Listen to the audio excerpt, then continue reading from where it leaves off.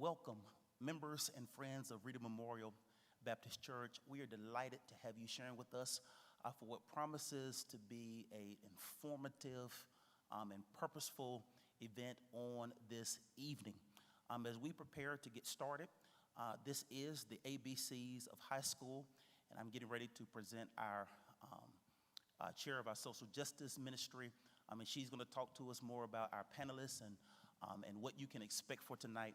But I just want to welcome everybody and thank you so much for being with us, and we're grateful for the gift that is technology, which allows us to gather and maintain community without the demand for proximity. But here's what I need. I need all those parents and all those persons, particularly watching from Mecklenburg County. I feel like tonight is going to be helpful regardless of where you may be, but particularly those who are watching and are in Mecklenburg County and you are connected to our school system. I need you to call somebody, remind them, let them know we're on tonight. I want you to like this post, share this post so that it will appear in your news feed. Help us get this word out, because there are so many people who are going to benefit from this fruitful, productive conversation that is going to take place on this evening. My name is Pastor Thomas Farrow, and I'm honored to serve here at Reader Memorial Baptist Church. And again, we're happy to have you. Thank you so much for joining us for this meaningful conversation. Join me for a word of prayer. Gracious God, we thank you for this opportunity to gather and to share. Thank you, God, for our Social Justice Committee and putting this idea in their hearts. Thank you, God, for our esteemed panelists who were so gracious with their time to come and to share. We just ask that you bless us on this evening, allow our conversation and our time together to be meaningful and well spent. Lead us, guide us, and direct us. In Jesus' name we pray. God, we give you thanks. We give you thanks for this day, and we're praying, God, for not just our school system here in Charlotte, Mecklenburg County, but we're praying, God, for school systems across this land, and we're praying for all of our children as we navigate with them what's indeed unprecedented times. Continue to bless us, give us wisdom, give us creativity. God, give us the fortitude to do what it is you are calling us to do. In Jesus' name we pray, amen. Amen. At this time, I'm happy to turn it over to the chair of our Social Justice Committee, Sister Colette Forrest. God bless you.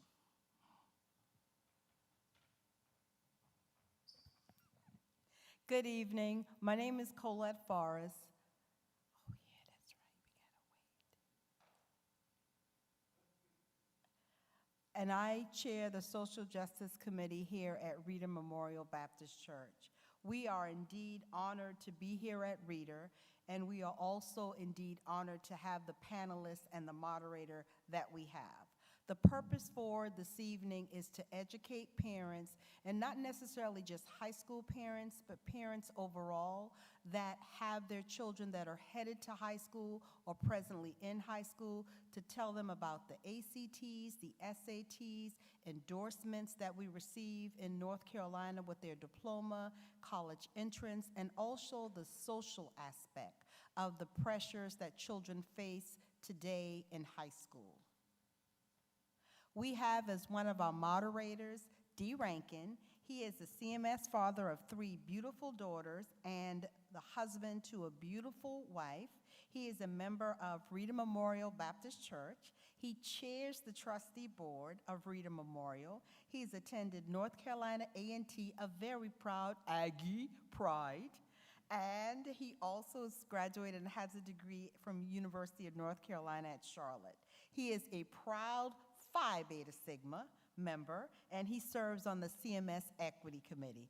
Thank you, D. Rankin, for agreeing to be our moderator. Mr. Distinguished Dedrick Russell is with WBTV. He has been with WBTV for nearly 18 years. He was the WBTV education reporter for 14 years.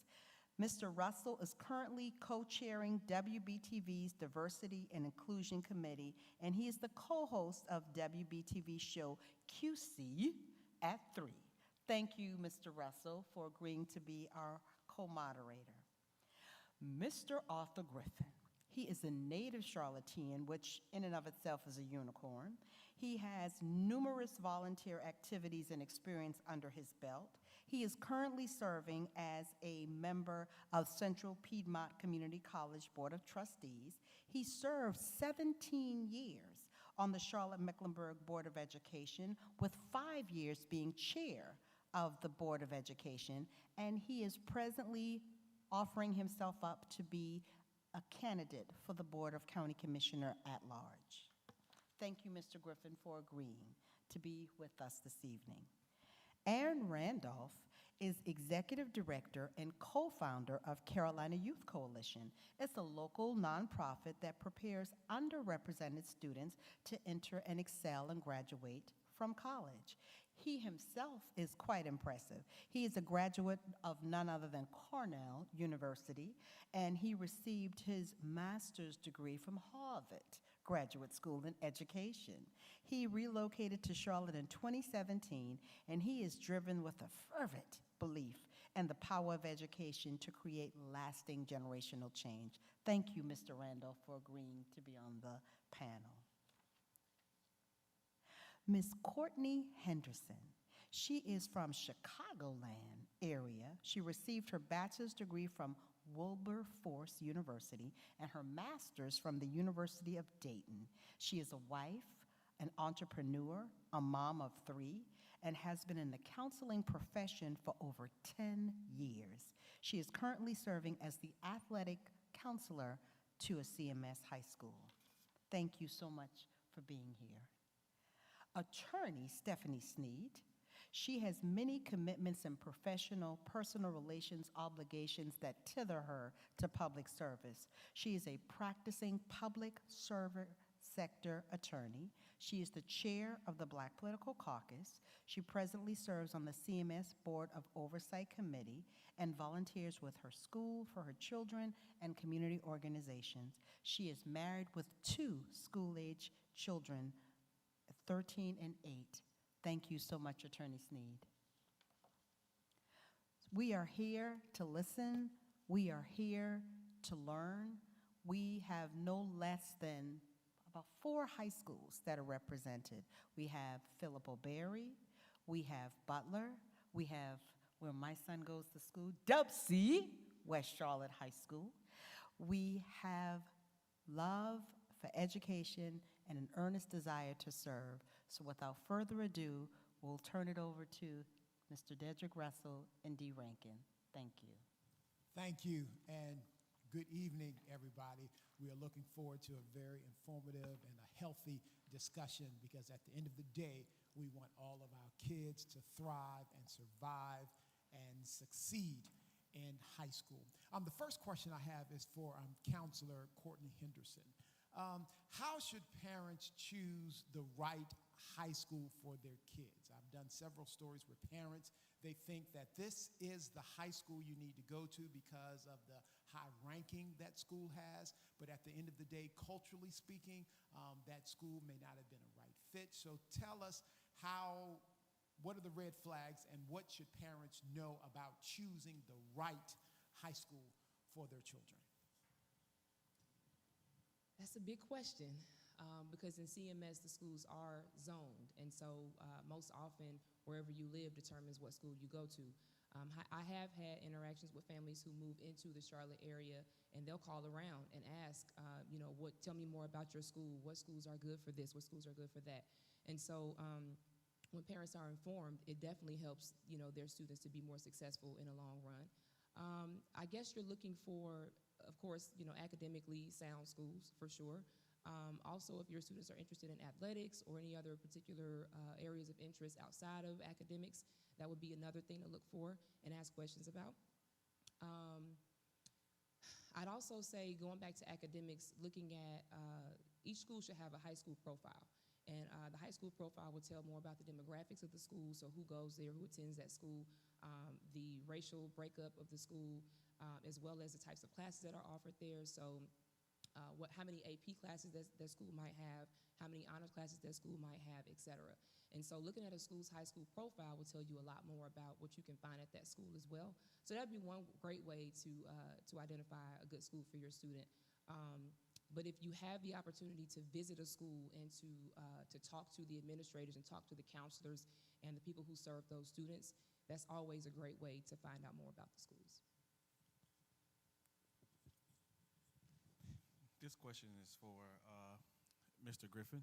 I know you have a grandson that attends a magnet school here in the city.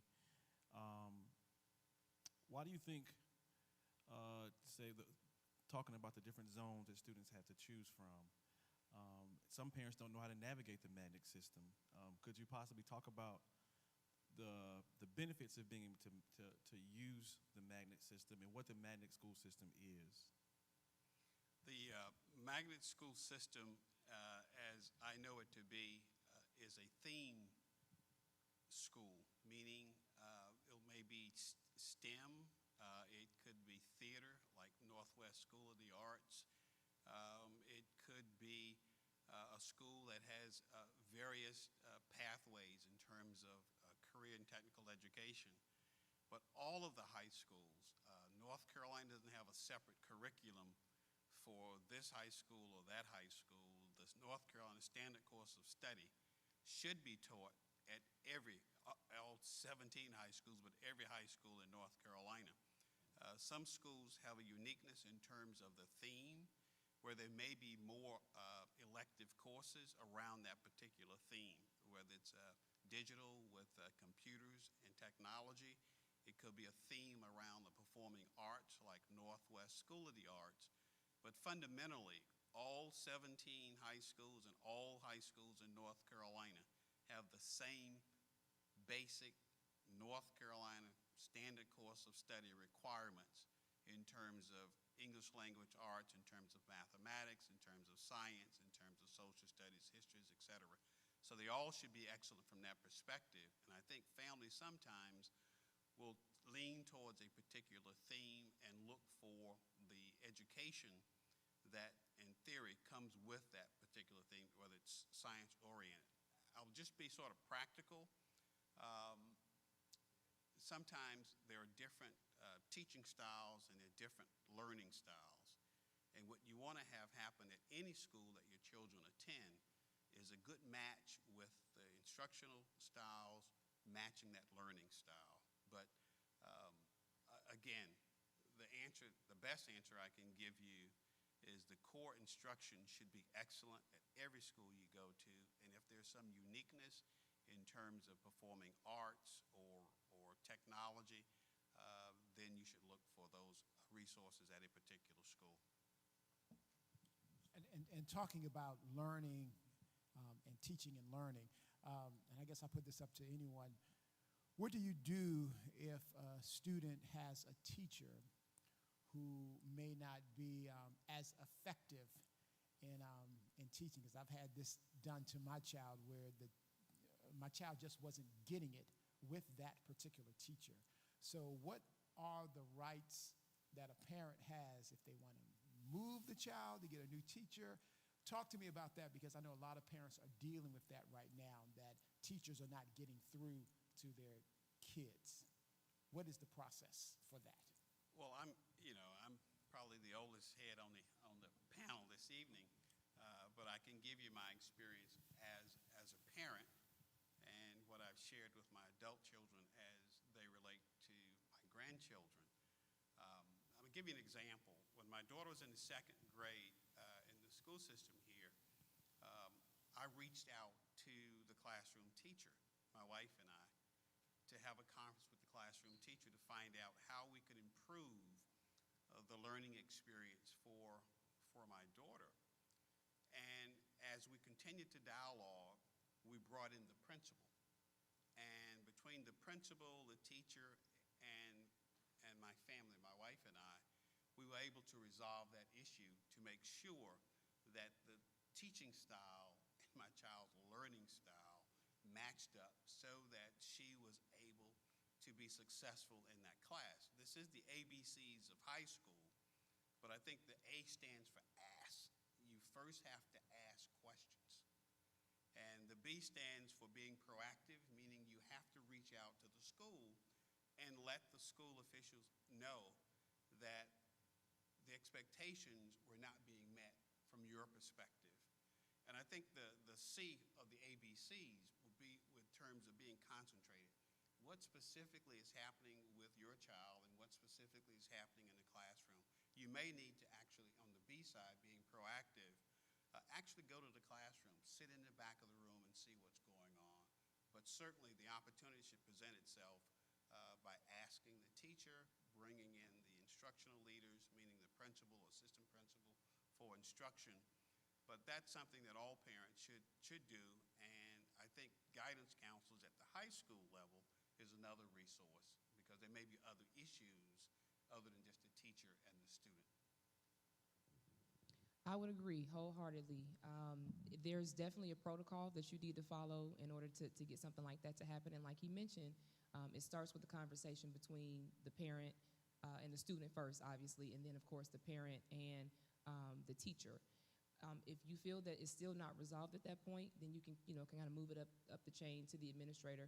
But I will say, as a counselor, as an educator in general, we do want to teach students to advocate for themselves, and I'm really big on that. So I always try to tell my students, well, let's talk about what you can do in your class to be more successful on your own, okay? And if those things are not working, then we can continue to move up the chain if we need to.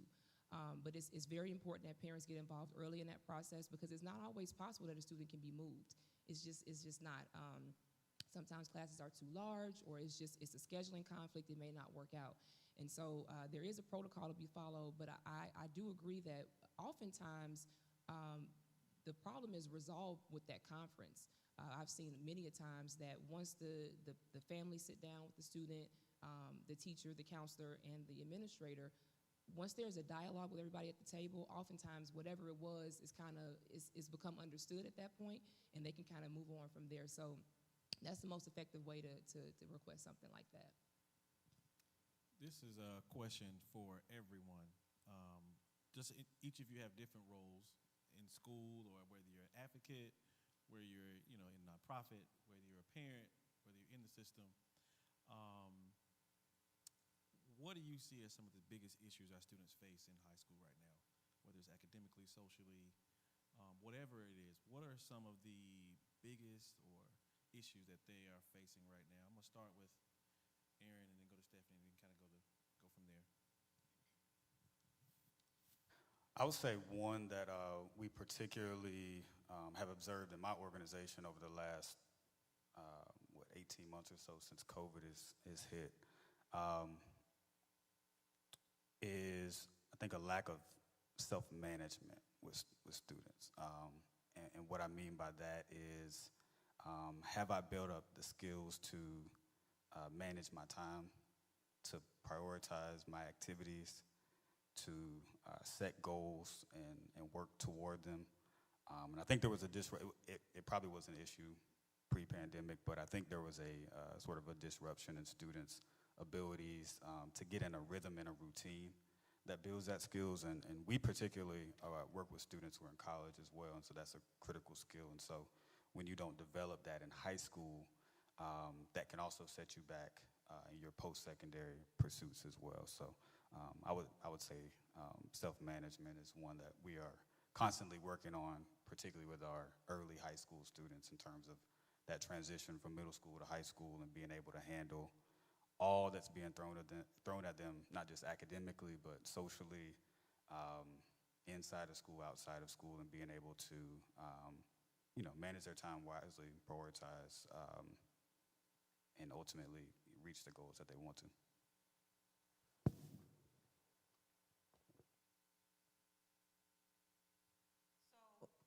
I would say that it is, I would put in a broad category of experiences. Like, are they being exposed to the experiences they should have in order to be successful adults that are college and career ready, right? So are they taking, on the top level, do they have rigorous enough classes to prepare them to excel those top performing students? Do they have the access to the courses that they need in order to be on that pathway for excellence, as well as our students that are the middle of the road that are oftentimes forgot about? Like, is there something we can do to raise the expectation for them as well, so that they can become high performers. And then, those that are the lower performing students as well, what are we doing to make sure that they are prepared for what happens after high school? So that's one thing, because we already know, which, I think all of us probably on this panel, at least I know me and one other person, is constantly talking about student outcomes, right? And there's a huge gap there. And then the other thing is, are we preparing for them to be, how are we preparing them for life outside of school, to prepare them? We know that issues from outside the school sleep inside the school as well. So are we providing the social and emotional support that they need in order to be productive citizens and adults? Like, all of these things intertwine with each other. So I think that is a huge outcome, like how to manage, how to handle those life processes that are happening now with students in high school. Like, they are dealing with really adult issues, and how do we move them past to say, hey, this is a pathway that you should be on? Like, how do we provide that guidance? I think there is a disconnect there, and that is why we see, unfortunately, almost at least once a week or daily or something that is happening in our schools. Like, so there's a gap that we need to fill as adults, and have these requirements for students and demand this sort of excellence and have this expectation of excellence and a pathway for the future. That was a long answer, but sorry.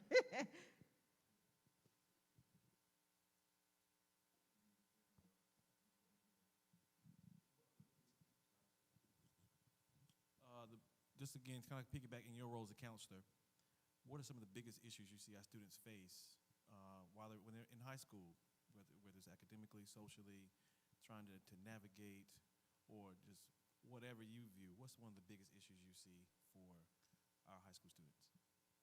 So definitely what the other two panelists have mentioned, for sure. Mental health, that phrase has been kind of a booming phrase in the last several years in schools. And so that's definitely something that I'm seeing is taking a toll on students, whether it be the social media, how that plays a role in their lives, or self-confidence, or all types of things that are built into these students in terms of kind of how they view themselves. And so in addition to those things, you have other ideas like measuring up to, if they, what they want to do after high school, and if they measure up to what their friends and what their peers are doing, or if they feel that, they're not smart enough, or they're not good enough, or they're not really ready to go to college. They don't know what else that they can do. So kind of a lack of self, understanding kind of who they are and what their goals are and what they like to do. This is a loaded question, because there are so many issues that you see, and it's from school to school, from classroom to classroom, region to region. All over the country, the issues actually are very similar, but they're very different as well, kind of based on proximity to different states, different cities, and things like that. But my experience has been a really big shift in mental health and kind of what that looks like in schools as well. My response, sort of twofold. Schools are like teams, and the coach is working with the students or that team. And like the other panelists indicated, it's like a muscle memory in terms of your behavior, a muscle memory in terms of discipline, a muscle memory in terms of your attention to detail, and being engaged in the teaching and learning process. But I think the other side of the coin, in terms of what the schoolhouse needs to be engaged with also, sometimes their relationships and their coaching styles may not always match up, because if they were, about 35% of high school students in North Carolina actually succeed in getting a 2-year degree or a 4-year degree on time. That means there are a lot of leaks in the education pipeline, and what we have to do is make sure that the students that are matriculating coming into the high school space is ready for high school experiences. If those children are not, then we need to figure out down the pipeline somewhere, how do we prepare them? There are programs, AVID's a program, there are various other programs to prepare youngsters how to study, how to be disciplined around, how to manage your own time, as the other panelists have indicated. It's our responsibility as parents and as adults in the community to make sure that that muscle memory, as the other panelists spoke about, in terms of self-discipline, managing your time well, being engaged in the teaching and learning instructional program in the class, all of those things holistically must occur. And when they don't occur at the high school level, that's when you start to have additional problems, whether it's discipline, whether it's youngsters not being all that they can be academically, and that's where you have oftentimes the hole that's in your education pipeline. Thank you for the question. Let's talk about school safety. Chambers High School, Independence High School, Hopewell High School, West Charlotte High School, Harding, North Mecklenburg. They have made the headlines. Garinger, shooting near Garinger just this week. Guns and ammunition found on campuses. Fights on campuses. Police saying that there may be a suspect in a murder, maybe walking the halls of a CMS high school. We just had this week where a student charged with a crime off campus playing football with an ankle monitor. Tell me, all of this that is happening inside our schools, how do students are supposed to deal with their academics and also deal with the real world that's happening that may be sitting right next to them? Talk to me about how that gets in the way of teaching and learning, and what can our students do to make sure they don't lose their mind in high school? I probably, as I said, the oldest one up here, so I can give you experiences both in terms of a parent, as a chair of a board of education, et cetera. We had our first student that was killed on a campus when I chaired the board of education years ago out at Myers Park. One of the things that we found out after talking with a number of people is the atmosphere and culture. Each school is like a family. And when there's trust and relationships within that family, you have less disruptions. Some of these issues emanate from the community at large, and therefore we have to engage whatever that feeder area I think the council spoke about earlier. We know which communities these youngsters come from that are going to school. The school needs to have a relationship with that community, and that community needs to have a relationship with that school, so that we can prevent some of the horseplay that turns into fights between students, that we can try to address some of the additional resources in the community, where if we know a problem is going on, we can talk to our partners with law enforcement or other social service agencies to try to get involved.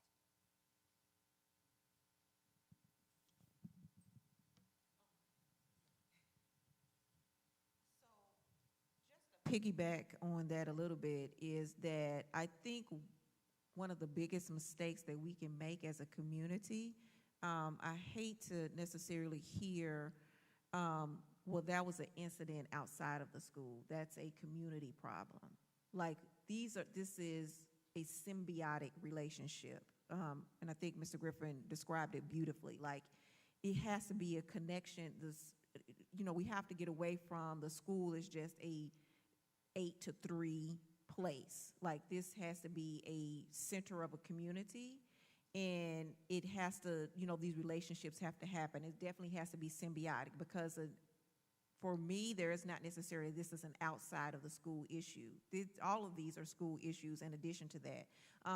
In addition, if you have built a culture in a school of, and I'm not of excellence, or if everybody has these academic or achieving great strides academically, it's hard for me to wrap my head around that there would be less of, it wouldn't be as many issues if everybody was on a path of direction, that they knew where they were headed. Like, they knew that, I'm on this path that's going to lead to me to going to college, or I'm on a path that's going to, that I can make whatever, $50 an hour as a plumber. Like, so that's why these, relationships, they are symbiotic, because if you have built into this system of school, of hope and achievement and excellence, and what and we believe in our students, that spills out into the community as well. So we can't look at these things independently.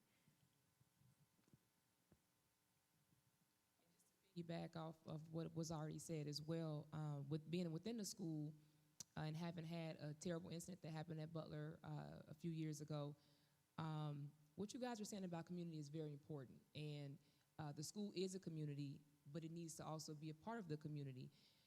Oftentimes when students feel a connection with a trusted adult at school, then some of those issues kind of go away. Students need to, because students know when something is going on too. Students know, the kids know what's happening. And if they trust an adult, they'll go to an adult and let an adult know, hey, we heard so-and-so, on the bus slide, this is what's kind of going on, or in the neighborhood this weekend, this happened, and they still talking about it this, Monday morning. The students know. But if the students don't trust anybody at the school, it's hard for them to come forward and tell somebody what they know. And so in my knowledge, every school should have an anonymous reporting system where they can report bullying or any incidents like that. And I don't know that all students know that, number one, that it's anonymous, and number two, that they feel safe and comfortable enough to make those announcements when they need to make those announcements to different staff members. So it's really important that the students feel empowered and courageous enough to have those conversations with trusted adults. But it's also important for parents to be aware of who your kids are.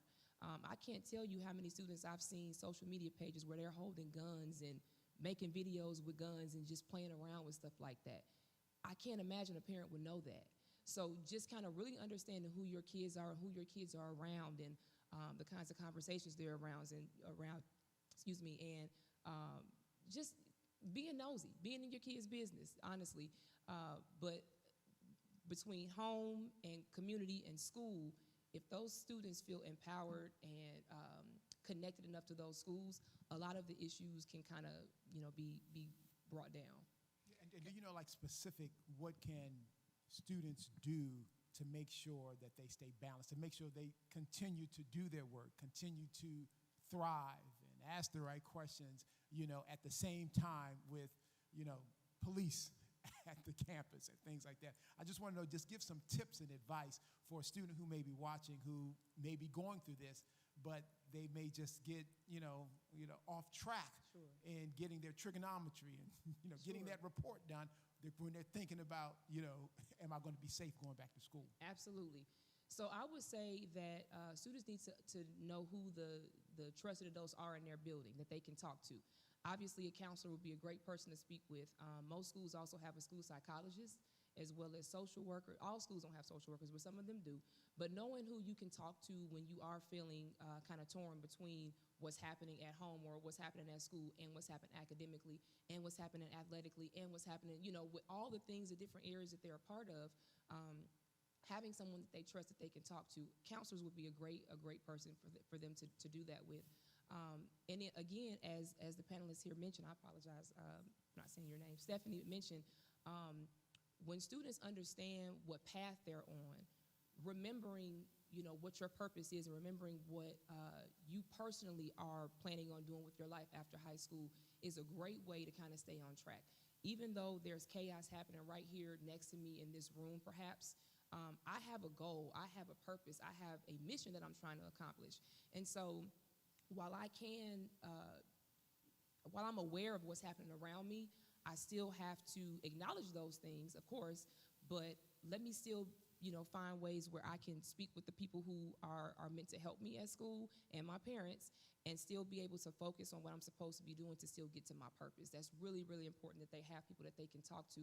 But remember where you're going and what your ultimate goals are, because you don't want to be derailed by the choices of other people in your own life.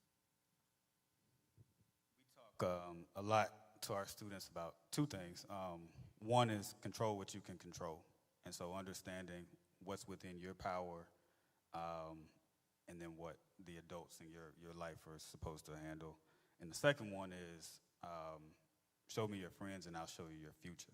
And I think that's really important for young people to grasp at this at any age, but particularly in that high school age and middle school probably as well, is to surround yourself with like-minded people, people that are as ambitious as you, people who are as driven as you, who have some of those same goals.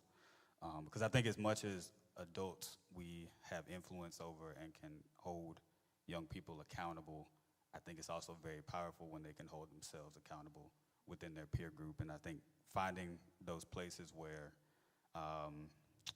places or groups that they can be themselves, that they can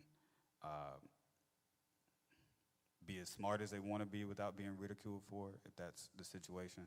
But finding those positive spaces for them to be in and have people that are going to uplift them and hold them accountable as well. I'm going to just add to that because I know probably educators will throw rocks at me, but back in the day, we had an informal process where there's never enough guidance counselors, student to guidance counselor ratios. We had an informal process where teachers would informally mentor, several kids, whether it's 5 kids or 8 kids or 3 students. But that adult was a key figure in that student's life. If something was going well or something wasn't going well, there's an adult there on that campus that could also provide some support for that student. So in addition to school safety, part of high school is performance and which is academics. And some, the goal of the district is for our students to graduate college and career ready. So some of our students want to go to college. And one of the major things that individuals have to take is our standardized test. So if you look at the recent data that was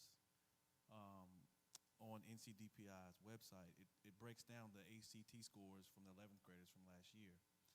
I'm just going to give you some data, and I want you to just talk to me about what you think about the data and what can parents do to help maybe improve, or the district can do to help improve these scores. So the ACT scores, the goal for CMS, which is low by the way, is 17 or higher, right? So 17 or higher, that's the district's goal. So 61% of the entire district scored 17 or higher. That's 61% of the entire district. Of that group that took the test, 39% of the blacks scored 17 or higher, 42% of Hispanic students scored higher, and 87.2% of white students scored 17 or higher. So that's the ACT, which students have to take to get into college. What do you think about that data, and what can parents do, what can the district do, or are they doing enough to get those scores higher? That's to everybody.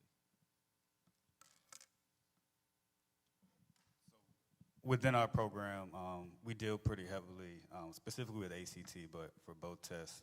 I would think, so responding specifically to that data, I would say most kids who are coming to us having already taken a test, even if it's the in-school test, have not been prepared to take the test to begin with.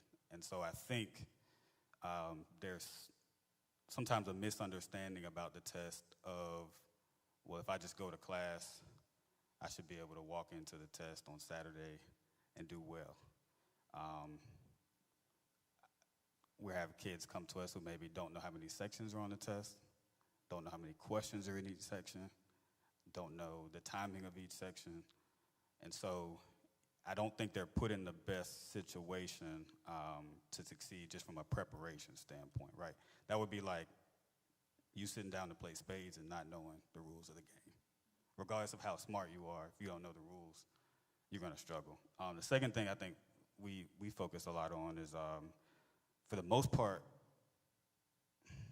proficiency, and I think the kids who do really well in the ACT read and comprehend at a really high level.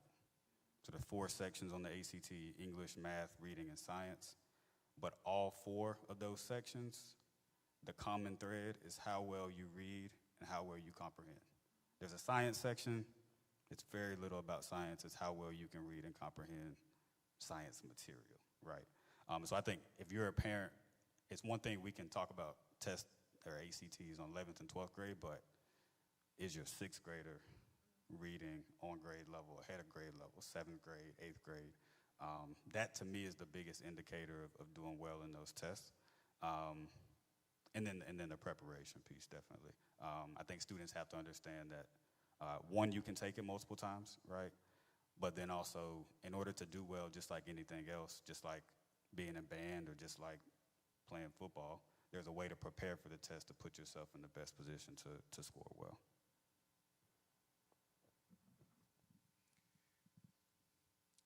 Mr. Rankin, those scores that you mentioned are horrible.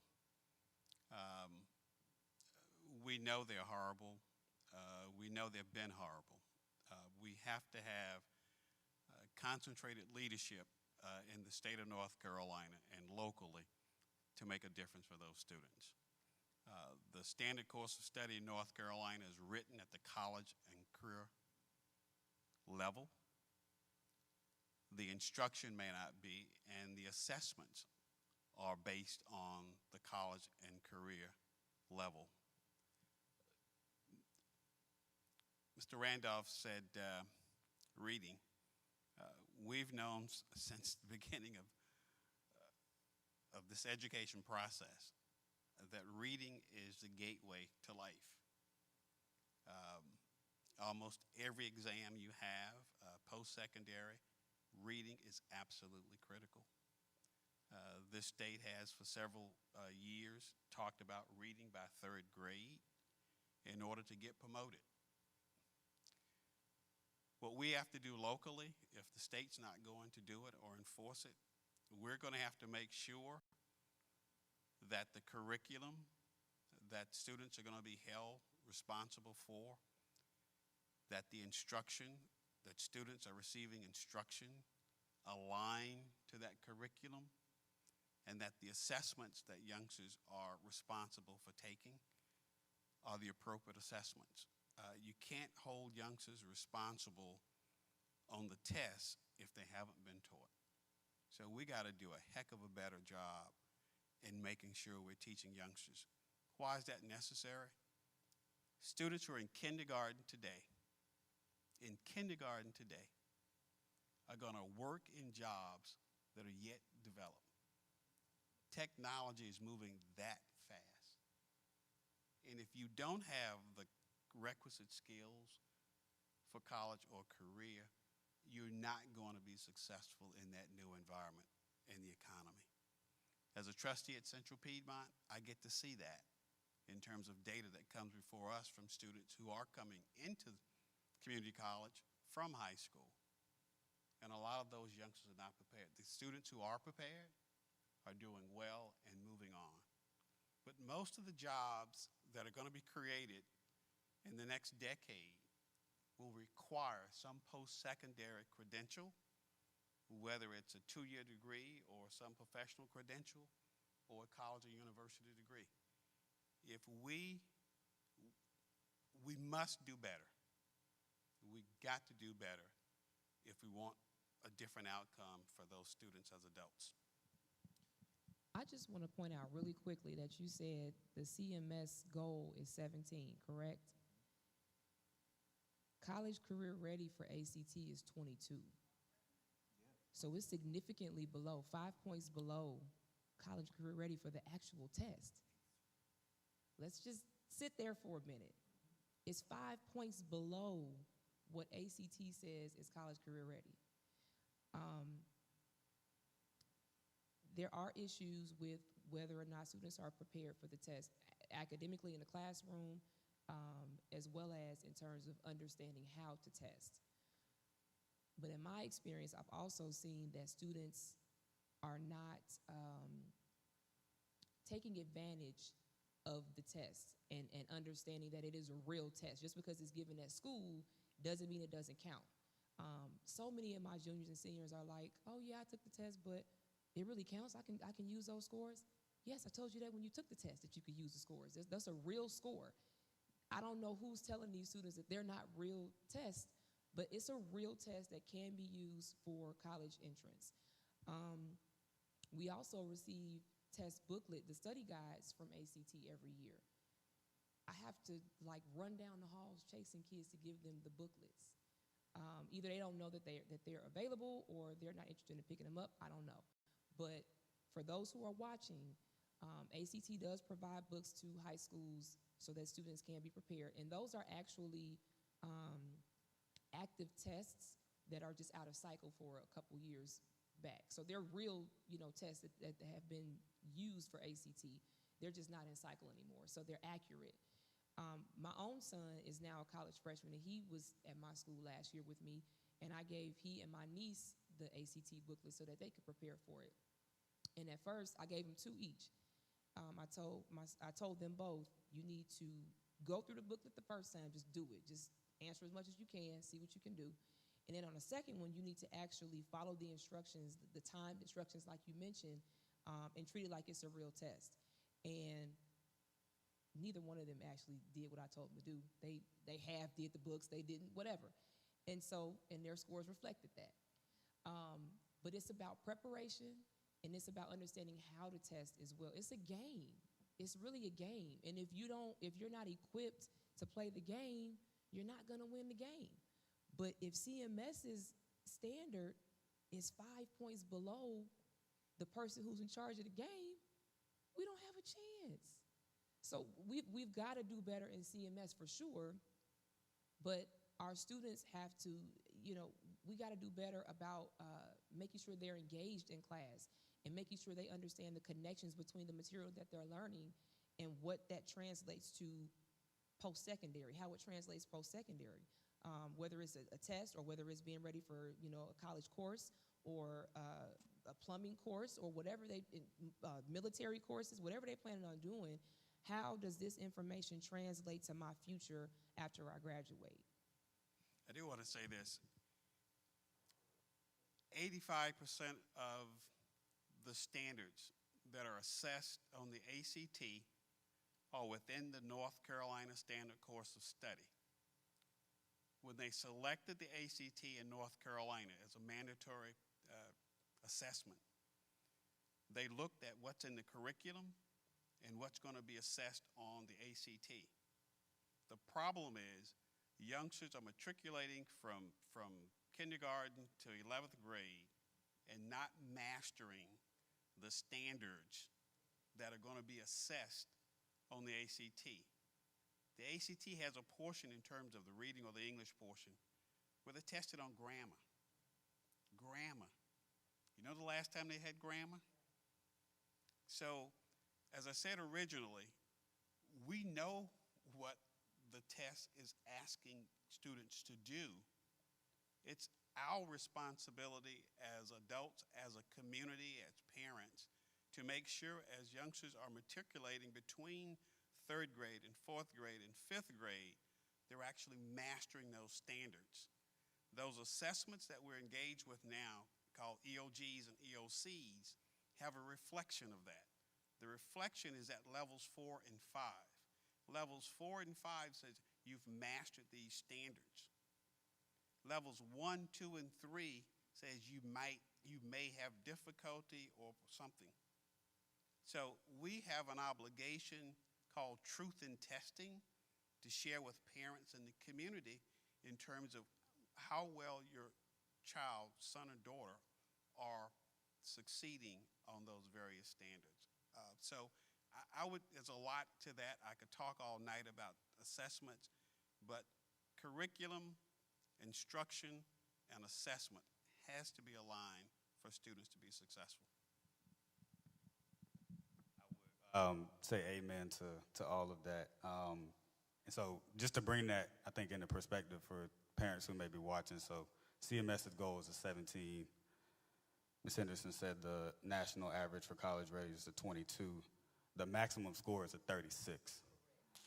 So we're just putting that into perspective that even if you hit that 22 in a college, there's still a long way to go. And particularly if your child is looking to go to a 4-year university, there's a lot of energy right now around test optional schools, which definitely for some students that may be the right avenue to take.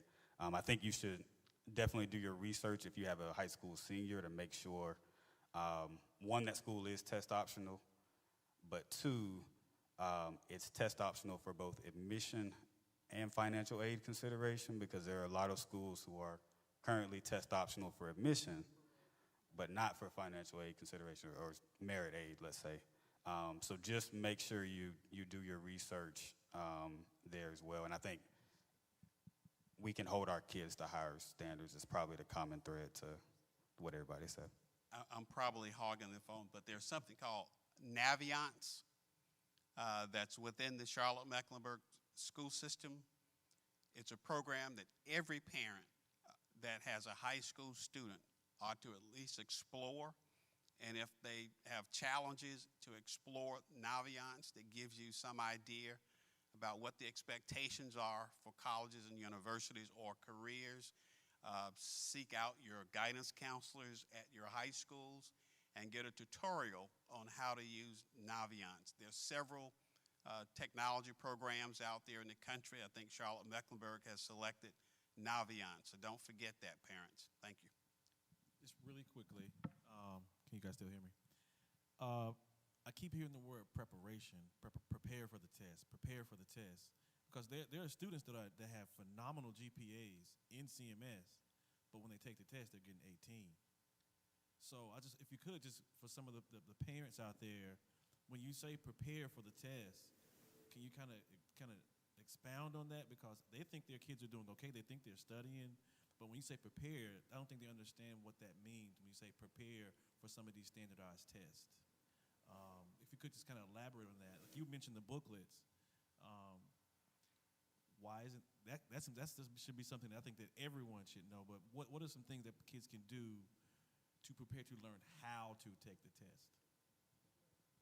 So before we get into that, I just wanted to point out, it's related to your question, but when you look at the scores across the district for ACT, there is a disparity in, if I'm not mistaken, and Mr. Griffin, I know will correct me, in the schools that are focusing more on preparedness for the ACT than others. So that is not the same across the board. So then there are some disparities there as well. So, I know that, how are we marketing this to our children and our students, the importance of this test and what it means, because you may find at school A that this is what is happening. They are, giving the students the study guides or the study booklets.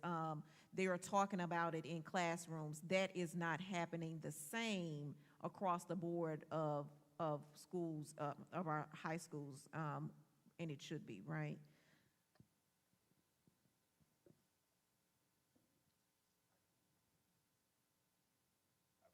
So I think the question too was a kid with a high GPA that might not do well on testing them. Absolutely. I think I'm new to Charlotte, so I'll speak generally about my experience, and I had an opportunity to teach high school before getting into this work. I think all GPAs are not necessarily weighted the same, right? And so as a parent, I would always question, my kid is getting all A's, but are they being challenged?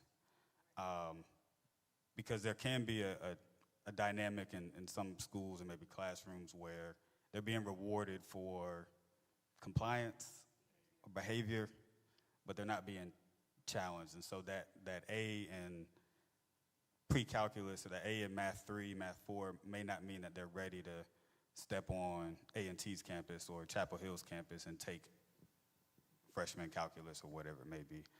So that's one area. I think the second piece in terms of preparation, a lot of times what we see, especially for those kids who are taking those advanced classes, the test really is, as Mr. Griffin said, like measuring some of the sort of basic and fundamentals. Like a good part of the math section is pre-algebra, algebra, less geometry, and there's usually it's like 3 to 5, I think, trigonometry questions.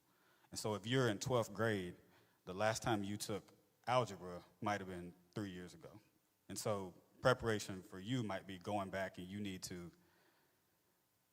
study polynomials and refresh yourself there, or the quadratic equation, or I'm not a math person, but Pythagorean theorem, all of that good stuff. That stuff you haven't done in a couple years. The same with grammar rules. I'm glad Mr. Griffin brought that up, because I sit in our classes sometimes and you'll just be amazed, like, where do I put a comma?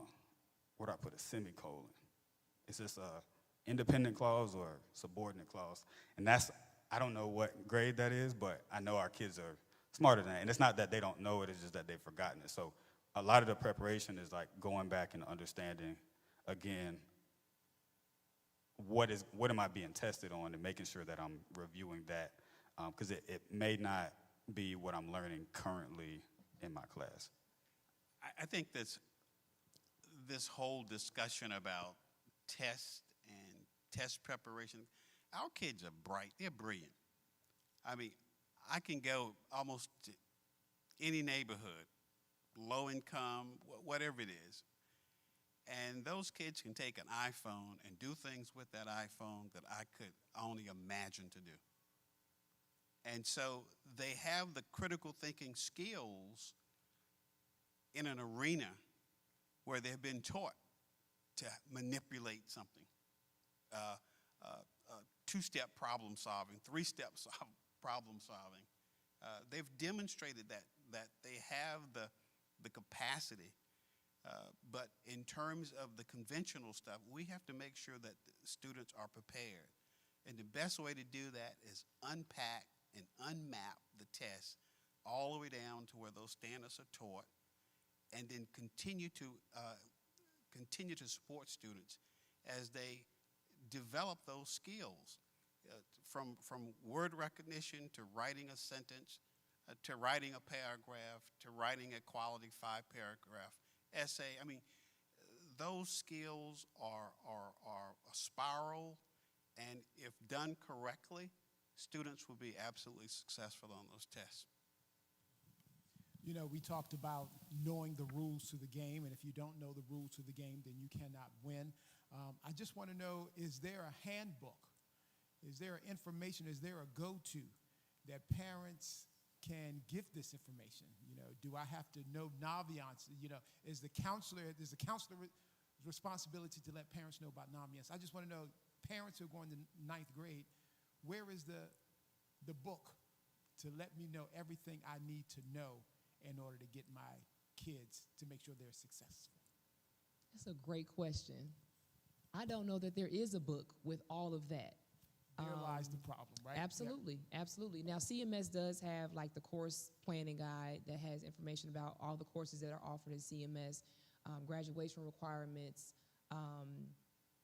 endorsements, all kinds of different things like that. But it doesn't talk about those nuances like Naviance, like social emotional learning, like who to see when you need X, Y, Z. So I would say that your first line of defense is always going to be a counselor. I would always look to the counselor. And what parents may not know, excuse me, is that the counselors have programming that they have to follow during that school year to make sure that students are aware of whatever they need to be aware of for that particular grade level. So, for example, for freshmen, the counselor would organize probably a classroom guidance session to go into the classrooms and talk to freshmen about what graduation requirements are. What do you need to go on from to matriculate from freshman status to sophomore status? How many credits do you need to be a sophomore? How many credits do you need to be a junior, et cetera? They'll talk to them about how do I know if I should take honors versus standard classes or AP classes or CPCC classes. They'll discuss with them when do you go see your counselor? Who is your counselor? What does your counselor do for you? What is a school psychologist? So a lot of those things are being done in the school environment. The parents just may not be aware of what's happening and how it's going on. And that's where I would say that parents have got to start being involved, especially freshman year. That's a huge transition year between middle and high school. Things look a lot different between 8th grade and 9th grade. Literally and figuratively, like when you're walking down the halls, you don't have to walk in single file lines anymore with your teachers. You don't have to go sit with your class in the cafeteria. You have a lot more freedom in high school. And so students don't necessarily know that, and neither do parents, but it's a whole different world now. So A lot of those things are discussed at the school level with students, but not necessarily our parents are part of those conversations where they should be, and they should have the opportunity to be. The tool Naviance, for example, there are things for freshmen to do in Naviance every year. And so the counselors are responsible for delivering that guidance to students on a classroom level. And so school to school may do things differently in terms of how they mention to parents about things like that. So they may have a newsletter where parents get the information that, hey, we're going to do a Naviance session. This is what Naviance is for freshmen. This is what your student will be working on this year. So it varies between, school to school, but ultimately,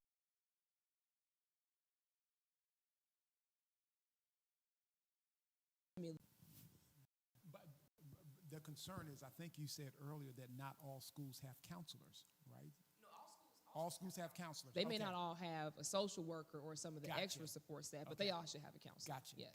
gotcha. Did anybody else want to tackle that? Of course, I want to talk about our homeless population and students with disabilities. I just want to know what is being done to make sure that they are thriving and that they are not left behind just because they have that disability or they may not have, the involved parents. Tell me, what do they need to know so they can get a shot at success as well? That's a great question. So as it relates to our students with disability, there is, I don't want to call it a program, but there is I don't know what to call it. There's something called MTSS, Multi-Tier Systems of Support, that CMS has adopted. And so there are 3 tiers in that process: the core, the secondary, and then the tertiary tiers. And so students who need to be identified as someone with a disability will have to go through that process.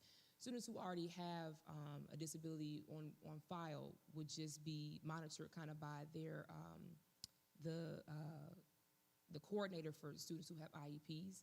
And so again, the counselor comes into play, is a big role in those students' lives, making sure that they still have the courses that they need, making sure they have the support that they need, whether it be with the social worker, the counselor, the school psychologist, outside agencies that may need to be brought into the schools as well. CMS also has something called school-based mental health, and not all schools have that program either, unfortunately, but there are schools who do. My school is one, thankfully, that has it, where for students who would need additional supports in therapy, they're able to go through a process of applying to see a therapist in the school building during the school day. So it takes the barrier away for parents having to go outside and get their students to therapy, and things like that is brought into the school system. And then for our McKinney-Vento students who are our homeless population, again, our social worker does a great job making sure that those students have the resources that they need, whether it be food resources, whether it be financial resources, furniture, all kinds of things that are available within a community. Our social workers do a really good job of making sure that those students and those families have those connections that they need. 2 things. One, I think the Board of Education, as it sets up its goals for students, should also have goals for students who are identified as students with disabilities or exceptional children, so that they are being prepared for a normal high school diploma in the career and technical education programs, that those students are being prepared for a career of self-sufficiency. And clearly, as it relates to the homeless students, there should be collaboration, specific collaboration with the Department of Social Services and other community agencies to make sure that those kids don't fall any further through the cracks than they already are as homeless students. I think that's within our capacity as a community, because we know who those students are for the most part. They're getting services, whether they're intermittent services, they still are getting services. We just need to make sure that the services are holistic, that the community agencies are in partnership with our public school system, and that they don't slip through the cracks. I just want to add, just for parents out there, there is a number, of course I do not know the number, But there is there is a exceptional children office at CMS. So you can, I've had to assist a parent during a pandemic, and, you know, there is a person that will answer that phone in regard to if you have a child that has an exceptional child or some type of disability that should help coordinate you with that. So that's one thing. The second thing is the multi-tier support systems, MTSS. Now, this is important. Only, the last count, only 3.2% of children that should be receiving multi-tier support system, MTSS for short, at CMS, are on record as having that program in place for the students. And to put this in perspective of the parents that may be out there, if your child has scored in any of the testing, anything 3 and below, then it's level 1 and 2 that you are entitled to the MTSS. And so if your child has scored level 1 or level 2 on any of the testing, call your school. They should be they should have an MTSS plan. Ask what the MTSS plan is in place that is for your child in order to get them on the right path of where they should be on the path, which is college and career readiness. So remember that. I think a lot of people don't know, if your child in any of these subject areas has received a 1 or 2, they should have this program in place. I know that only 3.2% of children in CMS have it or on an MTSS program, but you can press your school to do that. They should not be telling you no. They should, when you talk to your guidance counselor or the principal, they should say, yes, this is what's in place, or, oh my goodness, we have to get something in place, right? Please ask for those things. So that's just a tip for parents. I just had to look it up when you asked what the resource is for parents. There's an exceptional children's assistance center that's been in Davison, that's located in Davison, North Carolina, but covers this region. They've been in business for over 30 years. So they're an advocacy group that parents can reach out to if they have any issues regarding Exceptional Children's Program. Courtney, you brought up endorsements, and I don't think many parents in high schools know about high school endorsements. They just know, they look when individuals are searching for schools and want to know what they're doing. Let me look at the grade the school received, or let me see what their grade is, or what's their ratio for of students. Can you talk about endorsements? What they are? I think there are 5 that individuals can get. And do you feel that they are important? This is for everyone too. Do you feel that they're important? And are the schools monitoring these? I don't know how to answer the first part of that question. Personally, aside from my position as a counselor, I don't see the endorsements as being particularly important. It doesn't mean that they're not, that's my opinion. I do think the CTE endorsements are probably the most useful because students are able to be identified as having been a completer of a particular career and technical education track, or they can even get special certifications before they graduate with those endorsements. And so those are, I believe, would be the most useful ones. They also have some for language and I think math as well, and some other different ones. But it's really a way that CMS kind of identifies within the students who are graduating kind of some areas where students have excelled. And so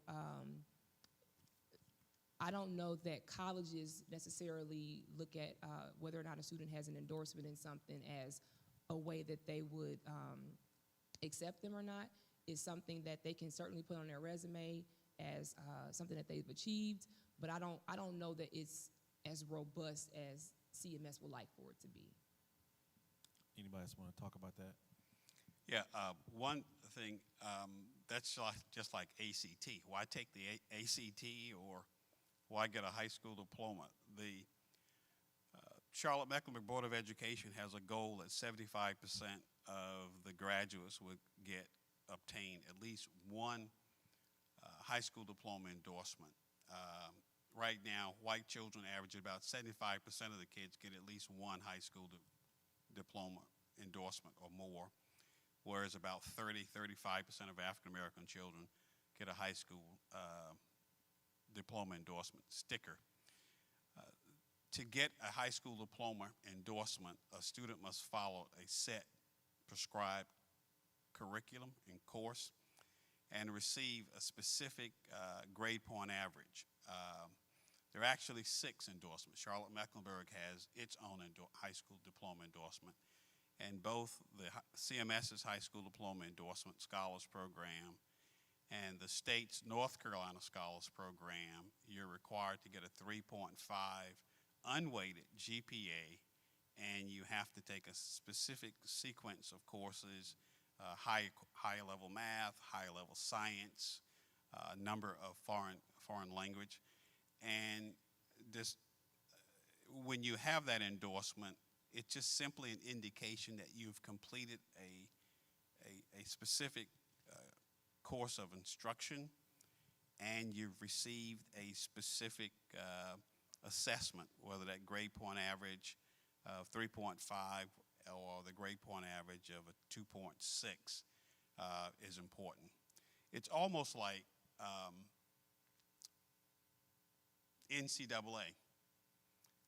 To play NCAA sports, you have to get an endorsement. You have to take a prescribed set of courses, and you also have to get a GPA of 2.3. So as much as I agree in one aspect that you can demonstrate excellence and what you can do in other ways, the state of North Carolina uses the high school diploma endorsement as one indicator or data point that it is providing students with a sound basic education, which is a constitutional right for students in North Carolina. So it is just one data point that the state is saying, if you get one of these, you have a sound basic education. We've met our constitutional duty. One of the endorsements is a career endorsement to say that you're ready for the world of work. The one is also that you're ready to be successful at the community college system, which I'm telling you now, a lot of our students who come to us are not as successful as we'd like for them to be. Another endorsement that says you're ready for the university work in terms of UNC standards.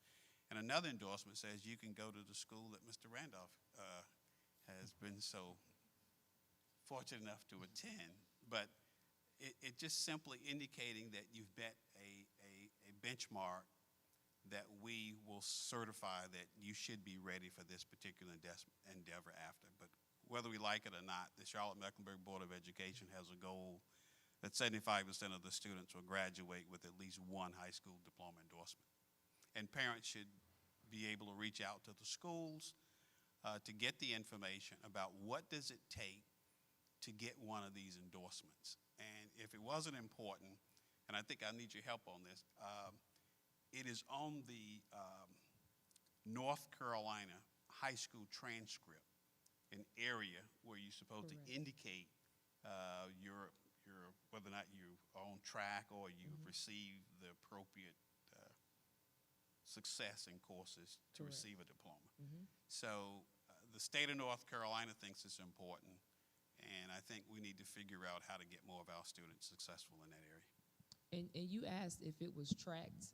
We do track the students who receive the endorsements. When we go through the graduation requirements, preparing for graduation, the counselors will fill out the paperwork to make sure that we are aware of who those students who have reached the endorsements are, and they do get their seals with their diplomas. Yeah, it'd be interesting to see, for example, the scholars endorsement. How many of those students went to a four-year institution versus those who didn't receive an endorsement or just received the career endorsement, to see their performance?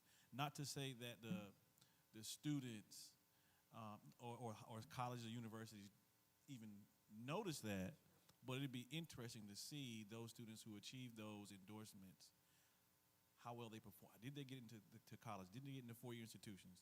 Did they get into two-year institutions? Did they even get into any institution, or did they even graduate? It would be great to see that data, because like I think Mr. Griffin was saying, yes, maybe colleges look at it, maybe they don't, but it would be interesting to see the performance of those students who did, if that makes sense. Well, just to, Mr. Rankin, if parents out there are listening to this broadcast, they should ask their Board of Education to track that information because it is in fact available.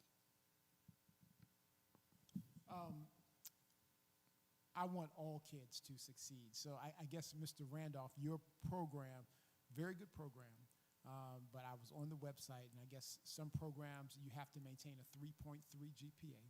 I get that, and I understand that. But what about the students who have a 3.0 or 2.9, who may be on the bubble? I just want to know, are there programs that are accessible and publicized for those kids so they don't give up, and just because they don't have that 3.3, 3.9, that their future is not as bright as someone with a higher GPA, and that's not true. I just want to know, can we just talk about that? Because there are parents out there whose kids are on the bubble, and programs might not be available for them to succeed. Absolutely. So for us, that's kind of a minimum standard that we hold our students, or what we call fellows, to. We will accept students below that. Particularly, we know that the ninth grade transition is a big struggle for a lot of students, and so a lot of times when we're recruiting juniors and seniors, maybe, they have improved later on in high school, but they're still dealing with the ghost of freshman year, and from a GPA standpoint, right? So we take that into account when we get their grades and review their transcript. So we will accept kids probably down to 2.8.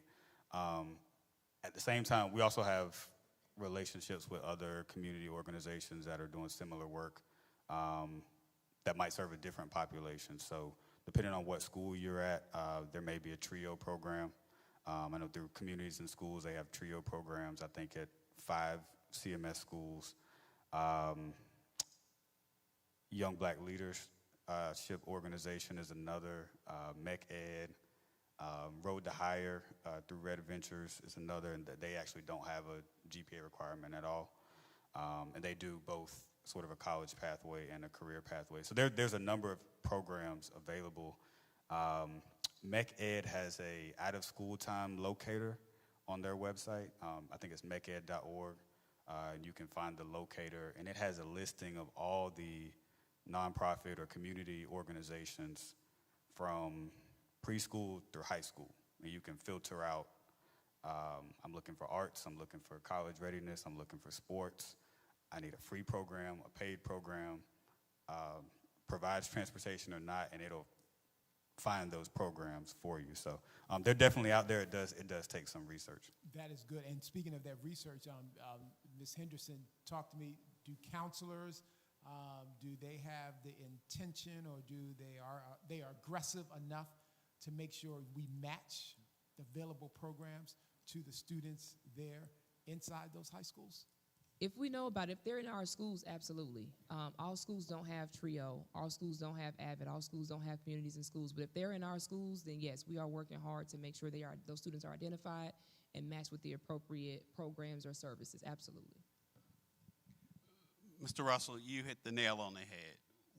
We need to have 100 of Mr. Randolph's programs throughout this community.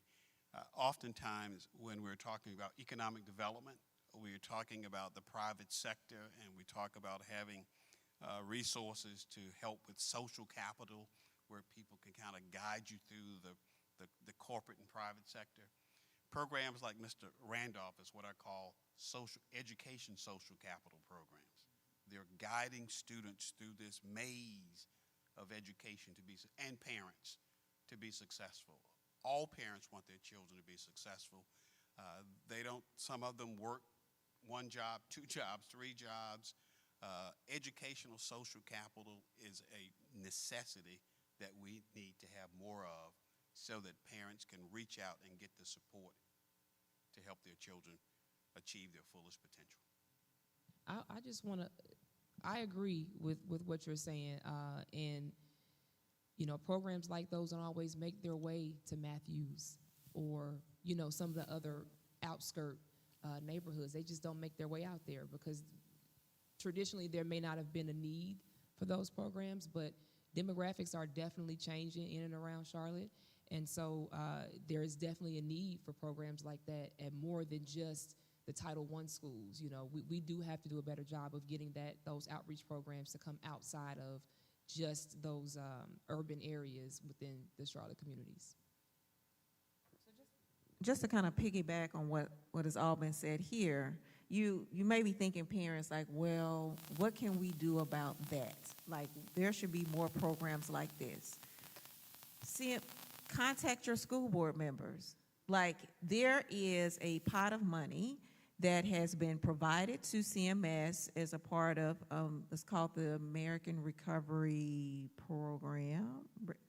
Yes, I always mess that up, ARP money, and it's over $300 million.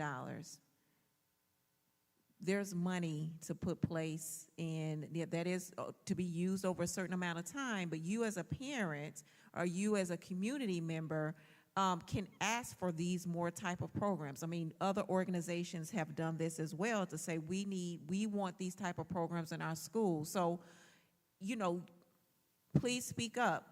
The school board meetings are virtual. So, you know, I know it's a little bit hard sometimes to transition of how we can ask for these things, but if the more people that ask for programs such as this, then there's the school board has a responsibility to respond. You know, the squeaky wheel gets the oil, right? You're also correct, especially when you're speaking about resources. And going back to resources, I think it's been mentioned a couple of times that all schools don't have the same type of resources, especially when it comes to social, emotional positions, when it comes to psychologists, some social workers, those different things. But, you know, our kids coming out of, you know, the pandemic, virtual learning, there were some social and emotional issues there, or some things they were dealing with. Does the lack of social and emotional resources, you think, contribute to the subpar student performance that we see, that some of the EOG scores, the EOC scores, grades? Do you think that lack of those resources are playing a part to how our students are performing, and if so, how?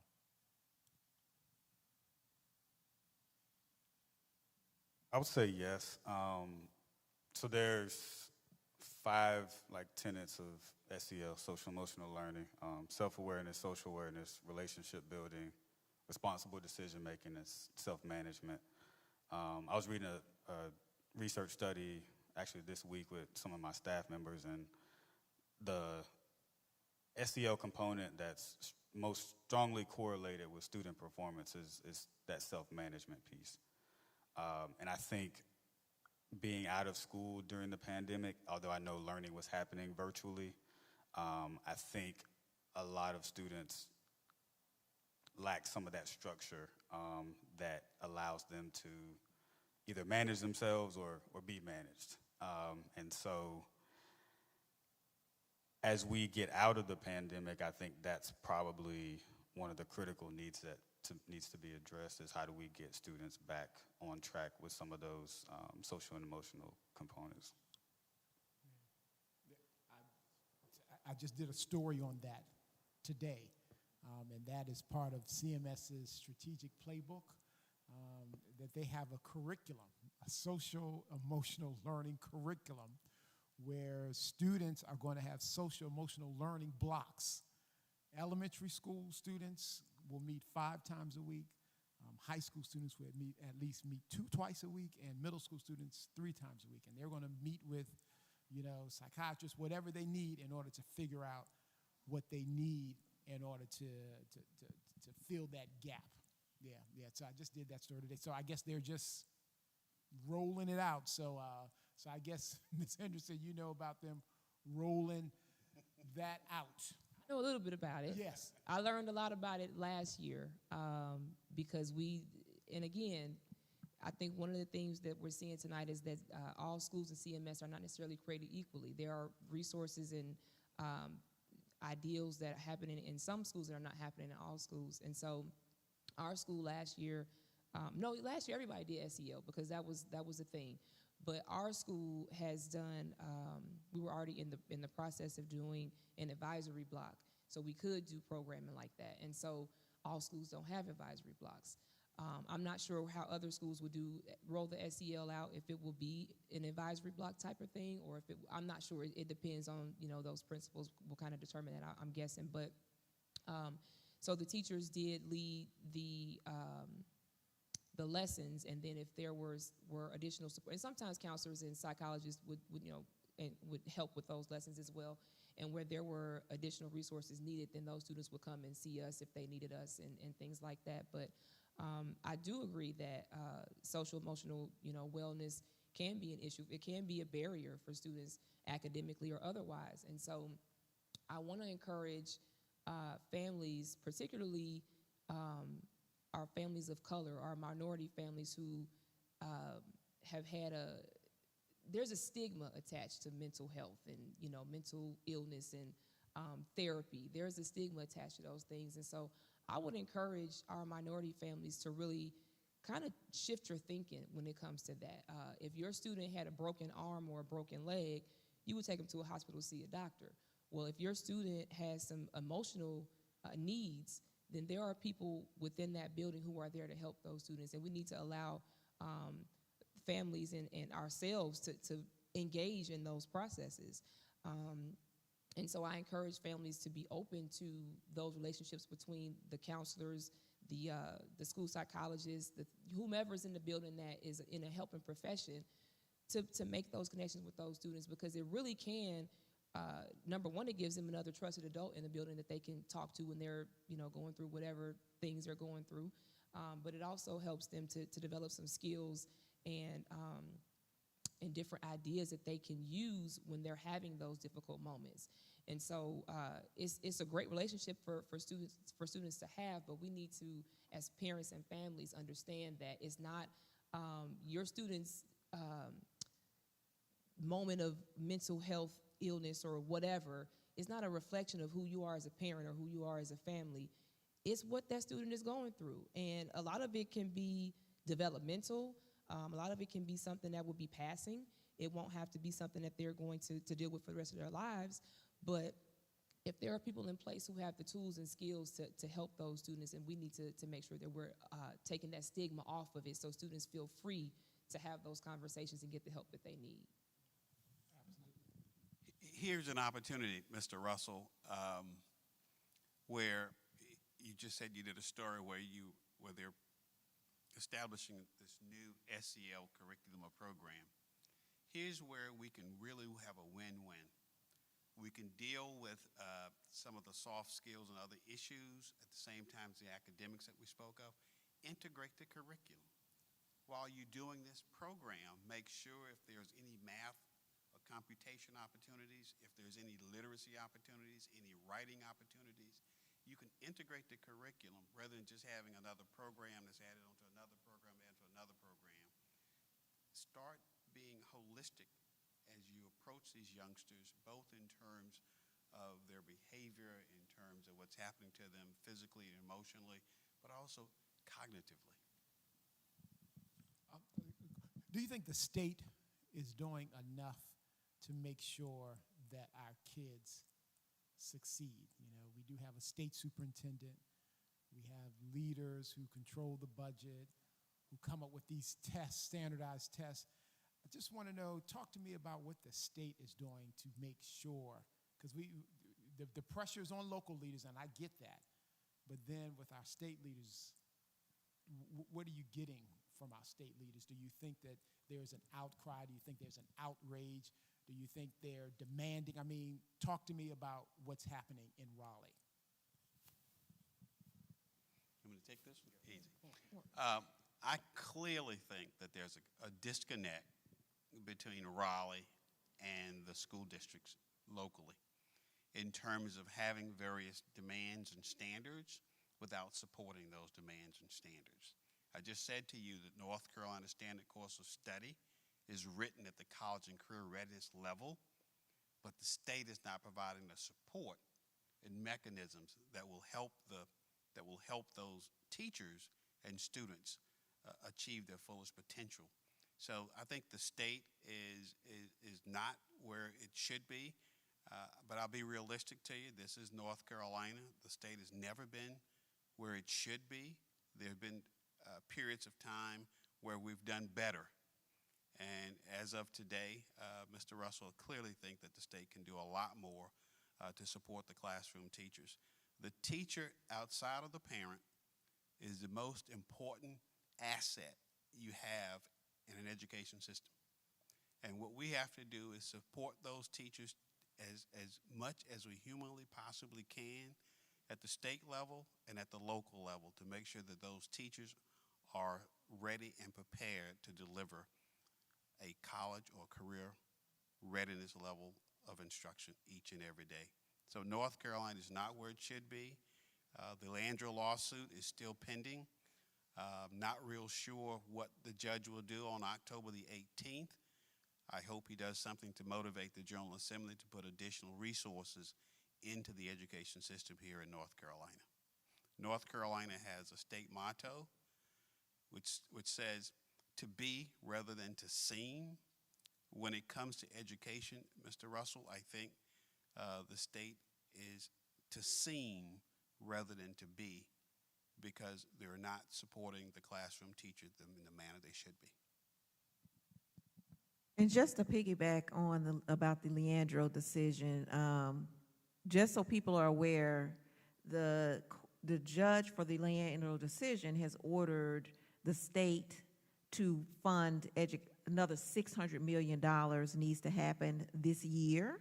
It's supposed to happen this year. It has not happened yet. And then another billion, 1.3 billion, I think is the number, is supposed to be additional funding to the education system. And so our General Assembly in Raleigh is pushing back on that, saying no. And that's what we're waiting on to see what's going to happen in October. Next week, I think it's the 12th is the date, is the next court date. So that will tell you that, no, the state is not where they should be. And another thing that I just want to highlight in terms of state, when you think about the General Assembly, which is why, elections matter, is that Mr. Griffin talked earlier about what college and career readiness level is. That comes from the Leandro decision that, every student is entitled to a sound basic education. What exhibits that is the level 4 and 5 of the scoring, but the state has made this other level which is level 3, which is proficient, which doesn't necessarily mean anything in terms of college or career readiness. So if you're not a student, as a parent, which you would think, hey, proficient is great, but that's not at the level your child is entitled to be prepared for, which is college or career readiness. I guess we're wrapping this up soon. Talk to me about the importance of extracurricular activities. Is that important, going to college and things like that? Talk to me about extracurricular activities. It's very important, not only for life after high school, but life in high school. When students participate in sports or any other extracurricular activities, it helps them gain more of a sense of community for that school, and they're more vested in their learning and their time in that school. So it's very important for them to be engaged and involved in their school, to have a sense of ownership and a sense of pride and a sense of belonging in that place. As it relates to a collegiate perspective, I remember this was 2 graduating classes ago, I believe. My then valedictorian, when he came in freshman year, there are 2 students that I've ever encountered, 2 males, both from Middle Eastern countries, who have been my top 2 students I've ever worked with in my career, and he was the second one. He came in freshman year, and he wanted to take all the AP classes he could. He wanted to do everything just the best that he could. And I had to kind of tell him, like, okay, I need you to not only think about the academic piece, because he wanted to, I forget where he wanted to go, but think about what you want to be involved in outside of the classroom. And he was like, no, Miss Henderson, like, I just want to take all the APs. I want to do this, I want to do that. And so we gave him what he needed. We gave him the AP classes. I think he ended up taking over 20 AP classes by the time he finished with high school. He had taken probably another over 20 hours of CPCC classes as well. He was very, very brilliant, this young man. And in his interview for a particular scholarship senior year, we talked to him about his growth and personal development and kind of what he was able to take away from it. And what he said that really resonated with me, he actually told me, you know, you told me freshman year I needed to get involved, and I didn't. And now that I'm applying to colleges, I'm seeing that I have really just been this one-dimensional student that was all about academics. He was number one in the class, brilliant. But on paper, he looked great. But what can you talk about in terms of experiences you've had that make you a real person? And he lacked that. And so he recognized that as a senior, and so he started to become involved in things, you know, around the campus at that point. And it wasn't too late, but colleges want to see that you've been involved in something that you're passionate about or that's important to you for more than just a year. They want to see that you've had a couple of serious interests that you've kind of carried on for the duration of your high school career. And all he had done was academics. And so it actually ended up hurting him in the end. But that's one example I can give about how students are so hung up on being number one in their class and so hung up on being super brilliant and bright. And that's so important. It really is. But it's also important that you're a whole person. And schools want to see that you're well-rounded and that you have experiences outside of just what you do academically. So not only does it ground you, you know, in your school, but it actually helps you to be a better person after you leave high school as well. I agree wholeheartedly, and I would add too, we talked a lot about social and emotional learning, and I think we can look at that in the context of the classroom, but a lot of the extracurricular activities that students are participating in is also an arena where they can gain a lot of those soft skills and have an opportunity to practice those and put those into place. I would say from just from a college application standpoint, I guess, I have the opportunity to read for a couple different scholarship organizations to read. And so we see some really competitive applications. And I think to Ms. Henderson's point, when we sit down with, let's say, 8 finalists, everybody has this 4.0, 3.8 unweighted GPA. They have high ACT scores. So at that point, that's just a checkbox. So then we go to your essays and your extracurricular activity and who are you as a person? What are you passionate about? How are you going to impact my campus? Or how are you going to impact the community we're bringing into you? How are you going to represent the organization that's giving you this scholarship?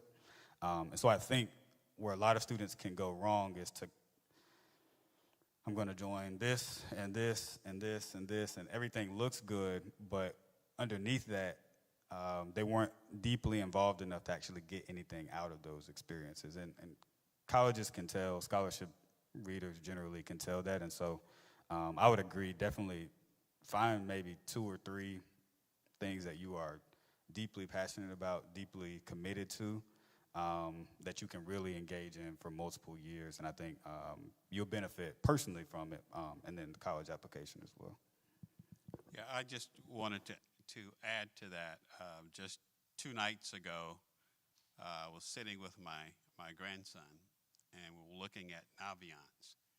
And a couple of schools that he looked at, it had like required and then recommended.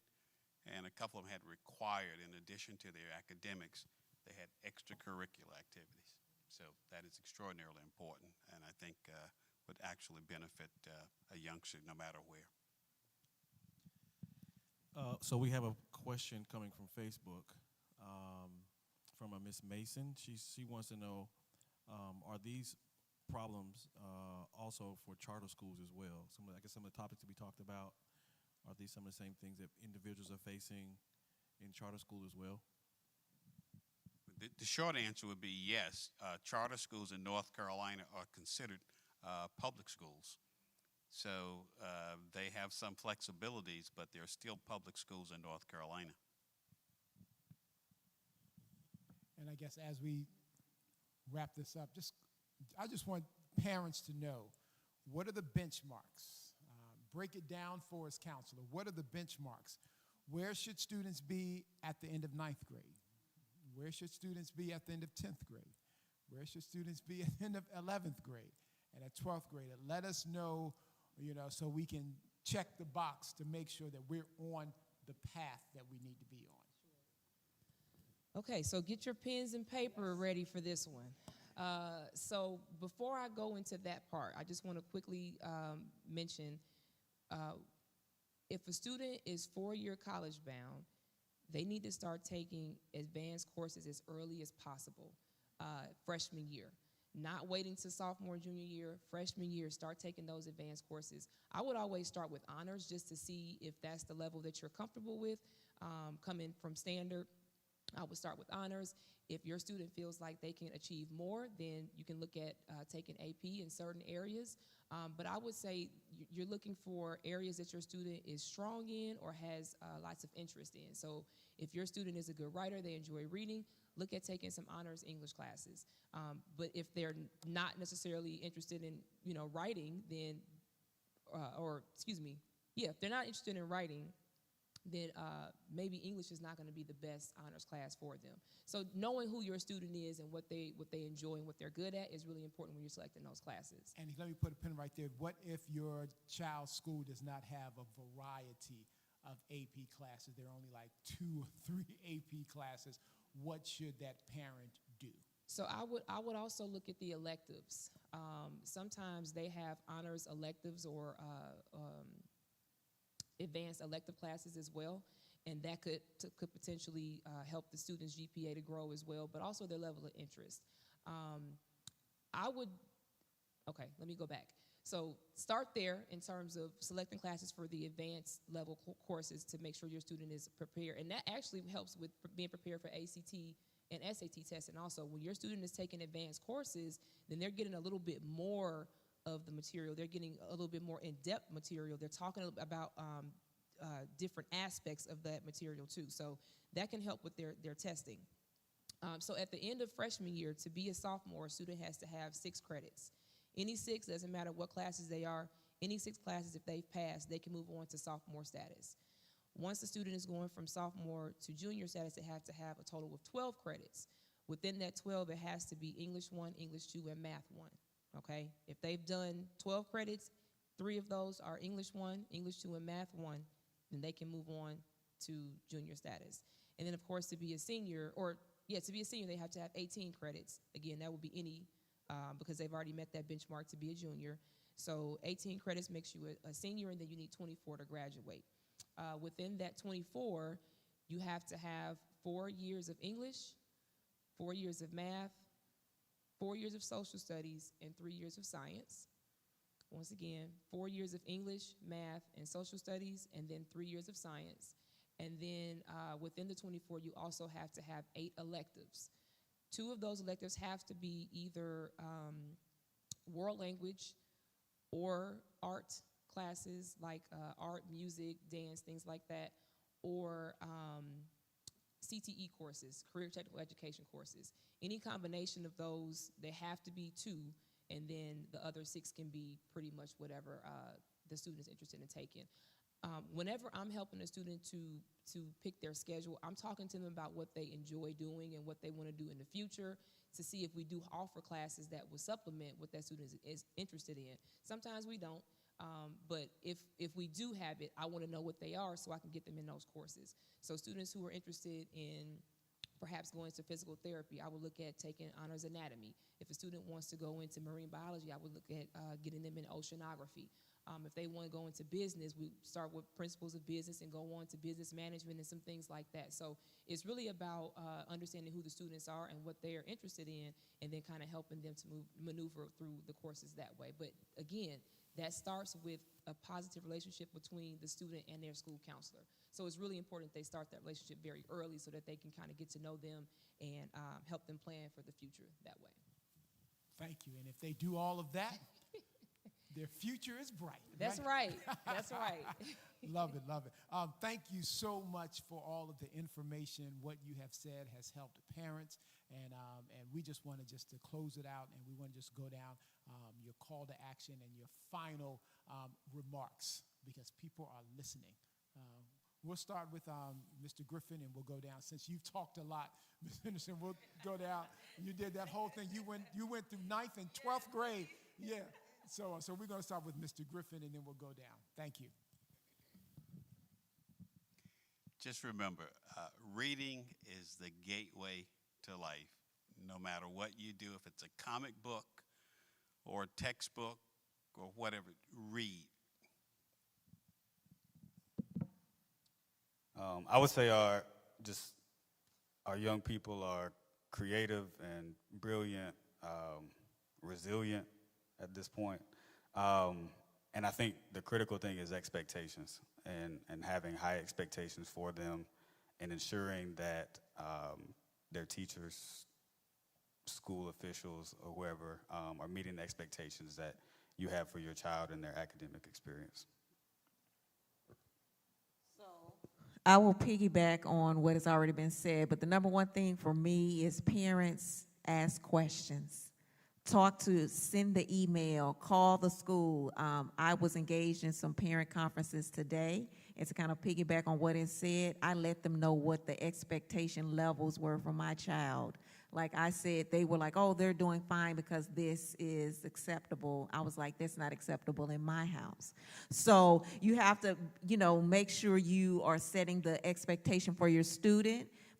Rope your teachers into as well as letting you know what your expectations are for your student. And if you don't know where to start, that is fine. Just call the school, and they should be able to help you navigate whatever it is you're trying to navigate. But the number one thing is really be engaged, ask questions. I think that was the A of our ABCs for tonight. This is so hard to sum it up like that. I would say, to piggyback off of what Ms. Snead said, definitely parents be involved. Just because your student is going or is in high school does not mean you are hands off. This is actually where you need to have your hands on. So please be involved, ask those questions, meet the people who are responsible for helping your students to be successful, starting with the counselor, the other support staff as well. And for students, just understand that we're here for you.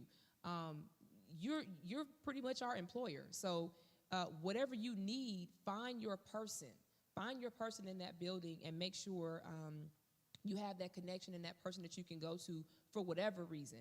Somebody who can, lead and guide you in different aspects of your life, but just make sure you find your person, somebody that can help you to be successful at school.